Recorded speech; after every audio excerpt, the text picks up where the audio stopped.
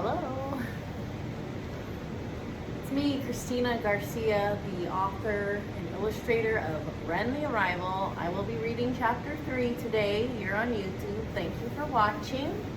Find my seat. Let's see. Chapter 3.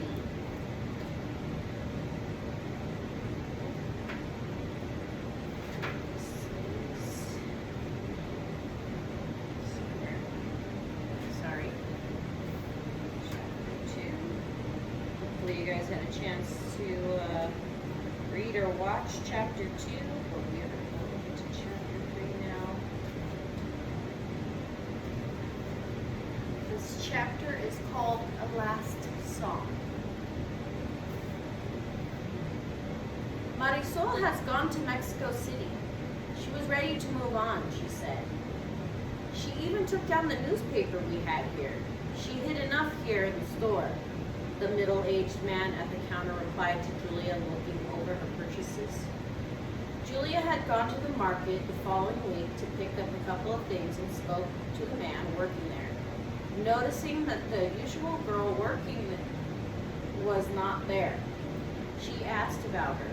Of course, she wanted to know what came of the letter she had delivered a week before, without revealing it was she who wrote it. Did you know Marisol, Senora? The man continued. Oh no, not very well. I just see her every time I come for groceries, Julia quickly answered. I'm happy my daughter has decided to move on, and my sister is happy to have her come and stay a while too. She is finally putting her past behind her, he finished, as he placed her goods in the sack she brought. Julia nodded in agreement with a smile, paid the merchant for her groceries, and went home. Her mind wandered as she thought of her own parents and siblings also living in the big city. She had not seen them in a long time, she reminded herself. Julia refocused on her walk home and hurried along, as Maria would be visiting soon along with Tomas. Mamma mia! Renee hollered as her parents opened the door to welcome their mother and brother, throwing their arms around her grandma's hips for a hug. Renee had nicknamed her grandma Mia, since that was the best she could pronounce Maria at one point, and it stuck, but she also called her Nana. I missed you. I was crying for you, Mamma Mia, she added dramatically. Maria looked down at her granddaughter, who was indeed bigger than last she saw her, and said, I cried for you too. I couldn't wait to see you again. She patted her head and caressed her face as Renee looked up at her. Okay, Renee, let Nana come inside. She had a long ride here, Javier instructed with a chuckle as he guided his mother into the house. Renee took her hand in hers and dragged her in towards the kitchen area. Well, I did all the hard work, hermano, Tomas remarked as he laid down her bags and shook his brother's hand, followed up by a hug. Listening to your complaints and not jumping off the wagon was harder work for me, hijo, Maria quipped, giving Tomas a sideways glance and rolled her eyes before looking back at Renee. Uncle Tomas said he will be the baby and you could be the mama when you play dolls today, mija, Renee whispered. Maria whispered, not so quietly, to Renee with a chuckle. Renee giggled sweetly in return, covering her mouth with her hand. So, Maria thank you for her son, obviously, because he whines sometimes. As we all do, we all whine a little bit. Okay.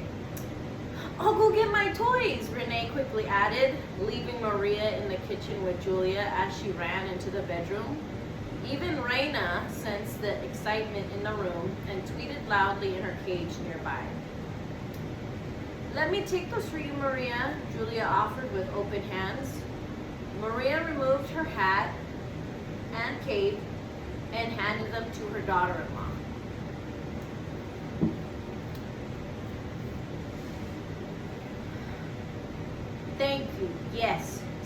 things away, please. No more disguises needed here, she said with a smile. What's a disguise, Mamma Mia? Renee asked with curiosity as she re-entered the room, her arms full of toys and dolls. The house was small, but Renee's hearing was also sharp. Another gift. Things you cover yourself with so people don't see your wrinkles, Tomas snidely remarked under his breath with a cough. Javier quickly elbowed his brother in the ribs as Maria gave him an evil look. A disguise is something you wear so people won't know who you are, Amor, Julia answered, looking over at her inquisitive daughter. Oh, Renee responded.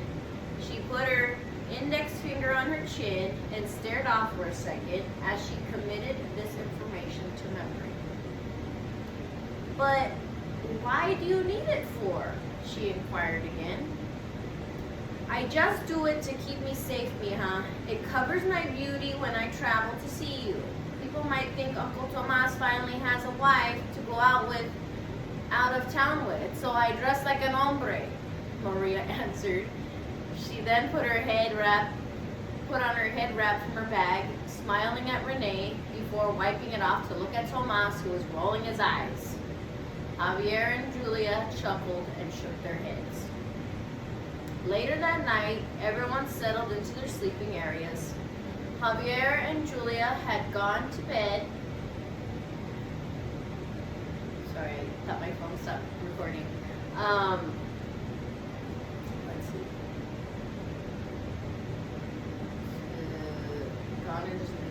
Javier and Julia had gone to bed in their room, and Tomas wrapped himself in his poncho with a blanket, holding his bottle in his hammock, while Renee and Maria lay awake. They were propped up against some pillows in their temporary bed made up in the common room, chatting away quietly. Renee loved when Nana spent the night. Having her close seemed to put her at ease more at bedtime. There were no nightmares when Nana came over. Renee told her all about her nightmare she recently had. She told her how she had helped Juan and his butterfly, and how she asked Papi for one too. Mira, niña, Maria quickly answered Renee. Maria reached into her nearby bag to grab some yarn and scissors. Renee observed the magic workings of her grandmother's hands. She quickly wrapped the yarn around her fingers with one hand, and after a few knots and bows and snips of the scissors, a butterfly was born. This one you can keep forever, Maria said as she held up the yarn butterfly hanging from another long piece of yarn from her hand. Wow, Nana, it's a miracle, Renee beamed. No, mija, you're a miracle. God has given you great gifts to help people, she remarked, giving Renee a big kiss on the cheek as she handed her the butterfly. Javier arranged for the occasion and skip the page. You're a miracle, sorry. As Renee gently stroked the butterfly, she studied it. I have something that can manage your nightmares too, Maria continued. Renee carefully put down the butterfly and held out her hands and closed her eyes tightly, waiting for another gift. Maria placed her hands under Renee's and folded them together between her own. Renee opened her eyes and curiously looked at her Nana. Renee, this is a gift of prayer. My father taught it to me when I was little like you. Long ago, my people prayed to the God of wind, Maria shared. Now we can pray to the God of everything. He loves and protects us all. Renee's eyes widened in astonishment as she intently listened to her grandma. Close your eyes and repeat what I say, Renee. Now I lay me down to sleep. I pray the Lord my soul to keep. If I should die before I wake, I pray the Lord my soul to take. God bless my mama and my papa, my nanas and my tata, my tia and my tios, and everyone I should pray for. Please let me have good dreams and make me a good girl. Amen. As time went on, Renee practiced her prayer. She was able to manage her dreams even better. Not to say the occasional whimper, sob, or jolt of fear didn't set in, because they did. But the frantic awakenings with the sudden candle lighting stopped. Julia and Javier were relieved. Not that they feared the thought of the home catching fire since it was covered in clay. Worst case scenario, they would feel like they're in a large heated oven. However, the thought of enjoying some one-on-one time was, as a couple, was pressing on their thoughts since they shared a room with Renee and every waking hour with her as well. Amor, I was thinking of asking Mama to come stay with Renee for a few days. We can trade places in Puebla and celebrate our 8th anniversary at the hotel this December, Javier shared with his wife. Do you think Renee is ready for that? Do you think Maria can manage? Julia questioned nervously without a pause for thought. I mean, Renee is doing better, but you know me, I just worry at the beginning of a new idea, she finished with a nervous laugh. Javier took Julia's small shoulders between his large hands and looked her in the eyes. He assured her that everything would be fine and reminded her that this would be healthy for their relationship. Julia leaned into Javier for a hug and agreed. Javier arranged for the occasion and the plans were set. Everyone enjoyed their visits. Maria enjoyed having Renee to herself and taught her more about God, prayers, and art with yarn. Julia and Javier had a delightful weekend back home in Puebla. Of course, Julia would become tense and worried about her baby back in Córdoba, since she had never left her before. Javier would be the reassuring voice of reason that Renee was in good hands with Maria. Remembering that Maria had been successfully overseeing both the hotel and gift store over the past 3 years. Renee would not be troublesome. She was still, despite managing the powers growing in her, the kind of baby that would make you want to have 10 if they would be that easy. The thought of having even just one more child, if God were willing, was a desire the two would talk about on occasion. This weekend away was a time the two needed to take advantage of to be alone together back in their wing of the hotel. Javier even carried Julia over the threshold to their bedroom in remembrance of their wedding night. Another year passed in Córdoba, and another anniversary was spent at their posada in Puebla. It was mid-February, and Julia and Javier also noticed that their daughter's growth was surely slowing down a lot compared to the previous months and years. Checking their doorway markings, where Renee stood every so often for growth updates, confirmed their speculations. Am I bigger, Papi? Renee asked. Her father removed the book from her head as she stood against the wall for a measurement marking. Just a little, Niña. Looks like you're going to stay my little Niña a little longer, he answered as he squeezed her cheek and smiled. Renee looked up at her father, sensing there was more he wanted to share. Javier then continued as suspected.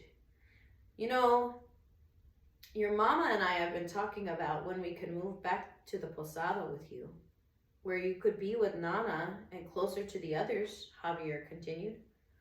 Really? I hope soon, Renee replied with excitement as a big smile covered her face. Soon enough, amor, Javier assured her, smiling back.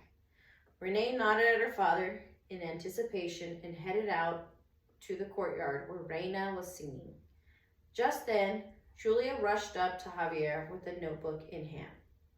"Javi," she gasped with excitement. "Looks like we got an anniversary present this year." She showed Javier the side notes she kept in her diary. Javier quickly leaned in and studied her book as he took it from her hands. "Can it be?" His eyes widened with excitement as he looked up at his wife, who had moved her hands up to her mouth to cover her quivering lips, her eyes welling up with tears. She nodded in confirmation.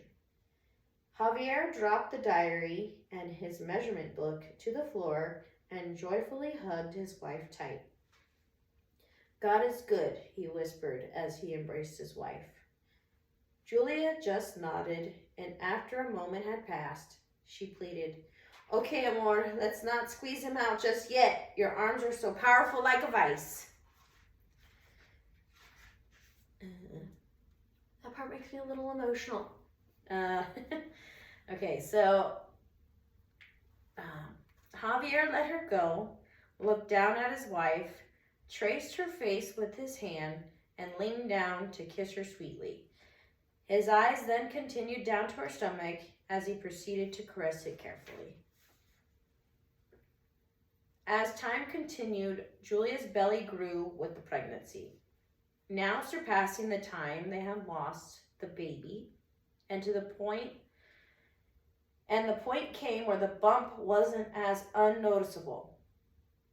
By now, Renee, who had the more mature look of an almost 9-year-old after only 4 years past arrival, had the education and maturity of a young teenager. Though she still had much of her childlike innocence her parents did well to preserve, she was beginning to notice her mother looked different. One day, in early May, she decided to inquire about her changing appearance as they sat outside together. "Mama, your panza looks like you're eating more tortillas than me or something," she joked carefully and curiously. Julia, who had been looking over at Reina with concern, sitting on a nearby table in her cage, now looked over at her daughter. She brought her hands up to her stomach as if to hold the growing baby inside. "Yes, Renee, my stomach is growing, but it's more than just tortillas in there," Julia chuckled. She looked down at her stomach and back at her daughter, who was looking at her, still waiting for an answer. Julia started to say, but Renee interrupted. "Baby?" Renee finished her mother's sentence. "How did you know?" Julia asked, looking at her slightly shocked. "I had a dream. I was holding my doll, and when I looked down at it, it was a boy, not a girl anymore, and he was crying. Then I saw you and Poppy standing there looking down at us," Renee shared. Javier, who had been inside reading but overheard the conversation the girls were having, now joined them outside. "Of course you would dream that," he scoffed, his eyes and hands raised up to the sky with a defeated eye roll. However, he quickly looked down and smiled at Renee. "I just didn't know it meant something. Everyone was happy except this baby I held. So I didn't dwell on it much," she added, looking down at her empty arms as she described the dream. "When will he be here?" "We're thinking by the beginning of September, but we didn't know he was a he," Julia noted, looking at Renee, head tilted with curiosity, waiting for her to answer.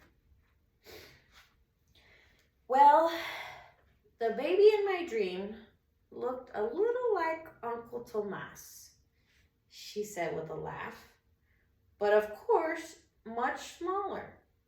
He stopped crying when I started to rock him and bounce him a little. His eyes were brown like yours and Poppy's, not mine. One looked different than the other, though," she said with a tone of confusion as she looked at her parents.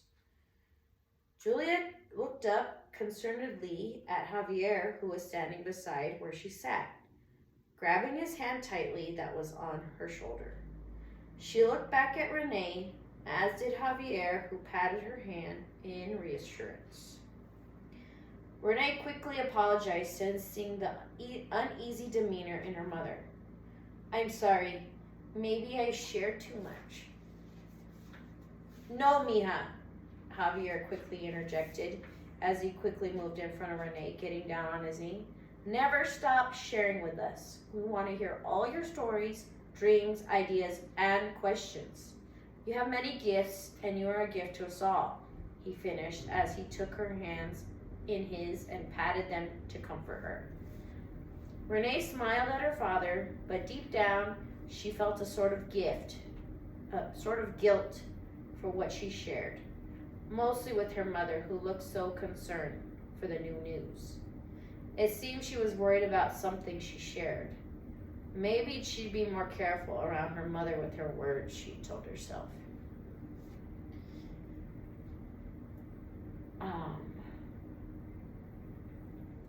So Renee is sensing something and trying to share it, but not everyone can handle that sort of sharing. To put our anxiety aside when people are sharing things is difficult for all of us, and I am guilty of that as well. So let's continue. As with new beginnings, death would also be a part of life. It was only a month later that loss would be a part of Renee's personal life experiences. Javier arose from bed early that one summer morning, as he usually rose with the sun. He quietly exited the room, closing the door behind him as he entered the common room. There was a strange silence that was not the norm as he approached Reina's cage in the kitchen area. Sitting on the countertop, the cage was covered with a cloth, as usual, for bedtime. Reina was usually chirping along with the birds outside, who were waking up with the sunrise too. Javier slowly raised the cover off the cage as he peered inside. Reina was there, sitting at the bottom of the cage with labored breathing. Eyes slowly opening and closing. It was only a week ago that Renee had shared a dream with her father that Reina, her best friend at home, had flown away. The dream left Renee concerned for the little Ren ever since. Everyone had noticed that Renee had slowed her accelerated growth. Reina was also slowing down. Renee knew that death was a part of life, since she had heard so many stories of her Tata Grande, Rolando, who had died when her father was only 15. Accepting that Reina was going to leave one day was something she couldn't do. The latest dream didn't help. Javier then reached into the cage to hold the little Ren, who continued her same posture of pain and weakness. Pobrecita, he whispered, looking at Renee with sadness. Sorry, I'm trying to get the inflections right. Pobrecita, he whispered, looking at Reina with sadness. Just then, the bedroom door opened, and the girls rushed towards him. Renee reached out her hands to take Reina from her father, and he placed her in her hands. I'm here, Reina. I'm here. She softly spoke to her little bird friend, gently stroking her feathers with her thumb. As Renee walked away from her parents towards the back door, she continued. If you need to go, you can go. Her voice shaking, she continued. I will tell my brother all about you one day. Thank you for your songs, and thank you for being my friend. As she stepped out the back door, a gust of wind blew by, and Reina closed her eyes for the last time. It was as if the wind had come down to take your spirit away at that exact moment. Renee and Javier stood behind Reina as her tears began to flow, and her shoulders shook from the sobs that left her mouth. Sorry, I'm getting all emotional thinking about the bird that died. I grew up with a lot of animals, and yeah, it sucks to lose a loved pet.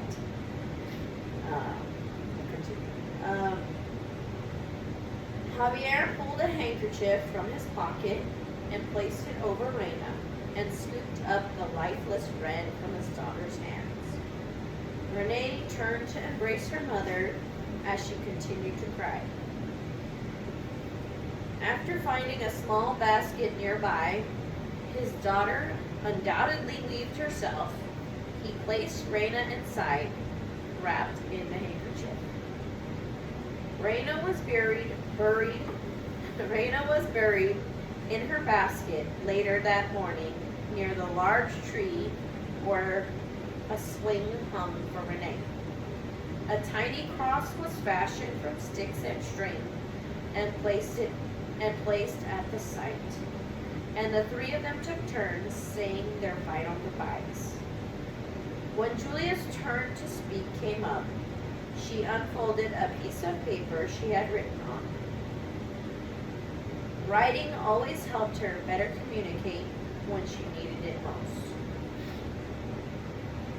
Reina, you were a beautiful bird from the moment I met you. The sun lit up your brown feathers to reveal bright specks of red color, just like my Renee's hair.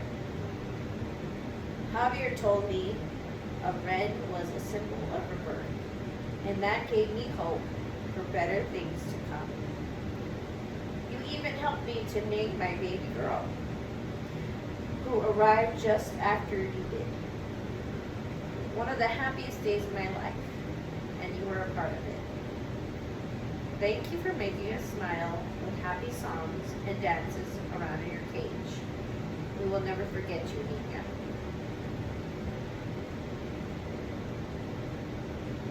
The following day, as the family sat outside, looking up at the leaves dancing in the trees as the wind blew the warm summer air throughout the courtyard, Renee broke the silence.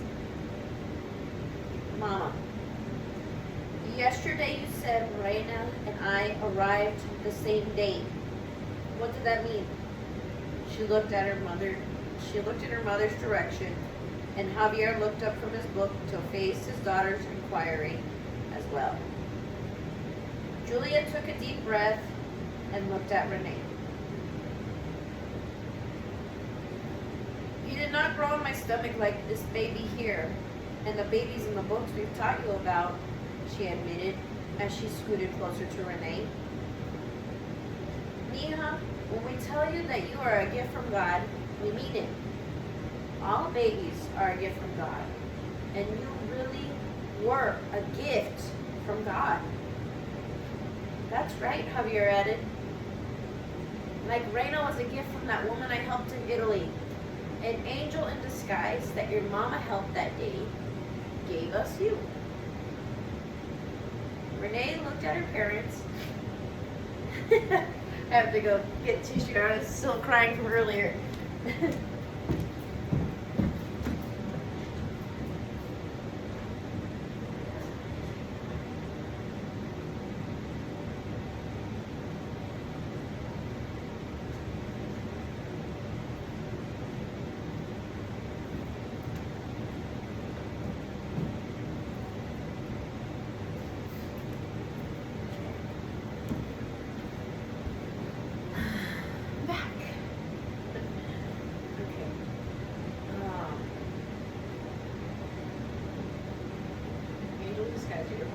That day gave us you.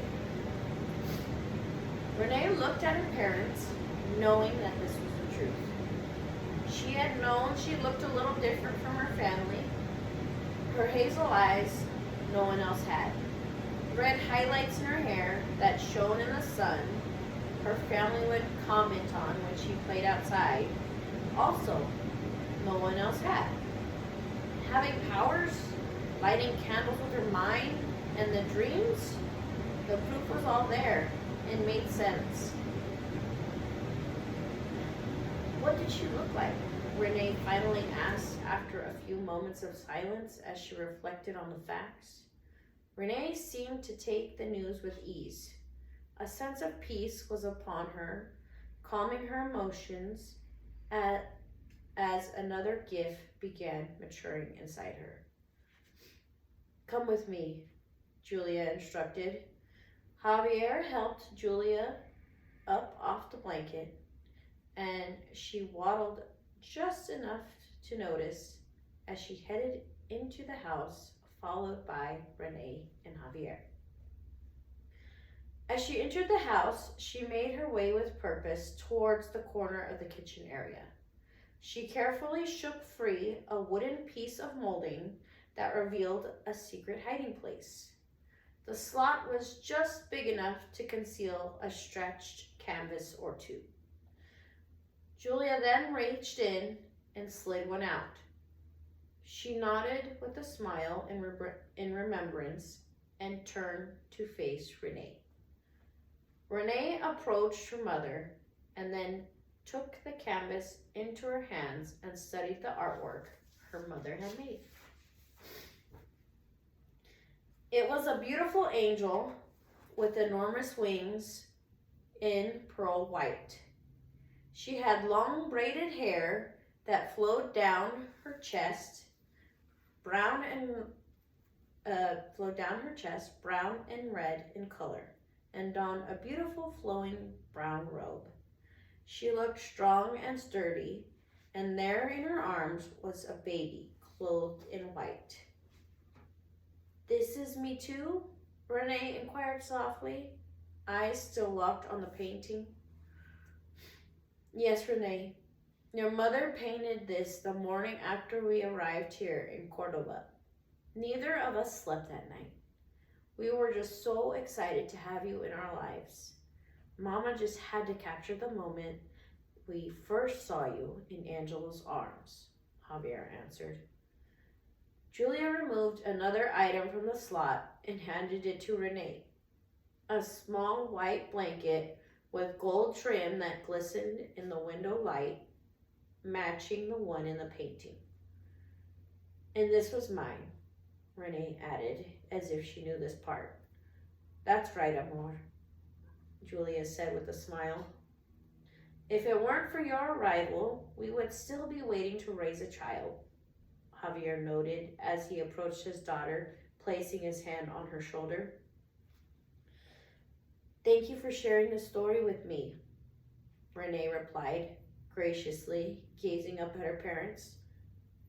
Can we put this up in the house now? We shouldn't hide our past, Mama.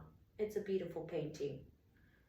Julia nodded and kissed Renee on the head as she took the painting and set off to fulfill her daughter's request.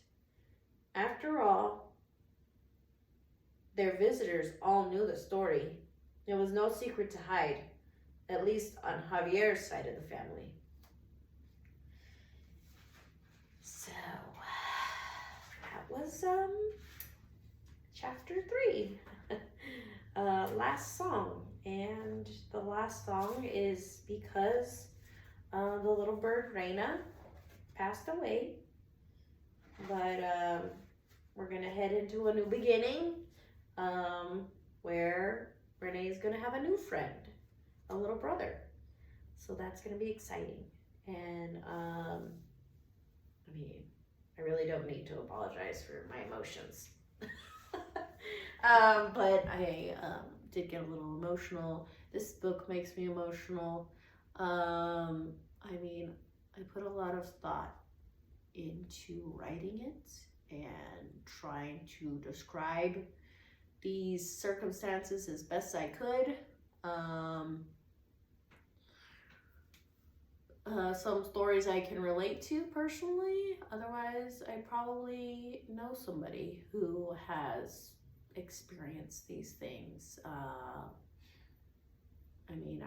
I have a friend who struggled with infertility, and I know how hard that can be to deal with. I hear stories about it at church and online, and you probably know somebody too that's struggled with infertility, and even losing a pet that you really love, that you've spent a lot of time with.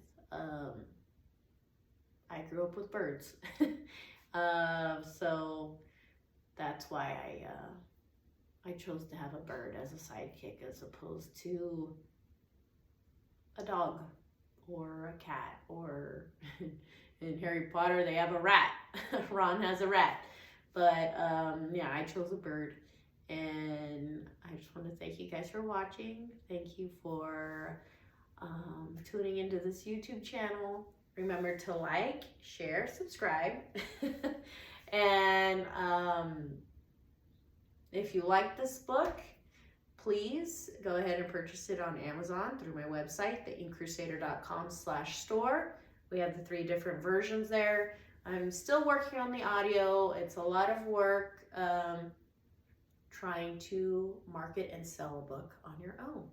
But I am reaching out to literary agents this week and last week. And so hopefully we can reach more readers and viewers and supporters. Because I think Renee's story is a good one to share. It has a lot of, things that we can all relate to as we go through life. So you guys have a great day, and thank you again for watching.